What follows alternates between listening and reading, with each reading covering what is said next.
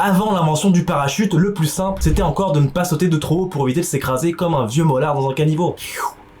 Mais ça n'a pas empêché bon nombre de chercheurs de tester toutes sortes de dispositifs pour tenter de ralentir la chute, et ainsi garantir un atterrissage sans risque, même avant qu'on invente l'avion, ou la montgolfière. Par exemple, en 852, Ibn Firnas, un inventeur berbère, a décidé de voler en se lançant depuis la grande mosquée de Cordoue, à l'aide d'un énorme manteau pour amortir sa chute. Sans surprise, ce fut un échec. Et même Léonard de Vinci avait dessiné des plans de parachute, mais le premier vol à avoir vraiment réussi, c'est encore un Français, André-Jacques Garnerin, et aujourd'hui c'est le jour où il a breveté officiellement son invention, le 11 octobre 1799. Après avoir été capturé par les Autrichiens en Belgique pendant la guerre franco-autrichienne, l'ami s'occupe durant sa captivité de trouver un moyen pour perfectionner la construction des parachutes, en reprenant les expériences menées par Louis-Sébastien Lenormand en 1783. Il avait testé sur des animaux d'ailleurs, pas très cool. Il propose des plans, commence à y croire, et le 22 octobre 1797, il effectue le premier saut en parachute de l'histoire, en se lançant un ballon à Paris au-dessus du parc Monceau. Il atterrit devant une foule admirative qui pense le voir perdre la vie, les fils de pute, et il se fera quand même une entorse à la cheville, histoire de renforcer son côté badass. Face au succès de sa prestation, c'est sa femme, Jeanne Labrosse, qui brevetera son invention à sa place le 11 octobre 1799. D'ailleurs, c'est aussi la première femme à avoir conduit une montgolfière et la première femme parachutiste. Merci d'avoir regardé, et à demain pour un nouveau Aujourd'hui C'est.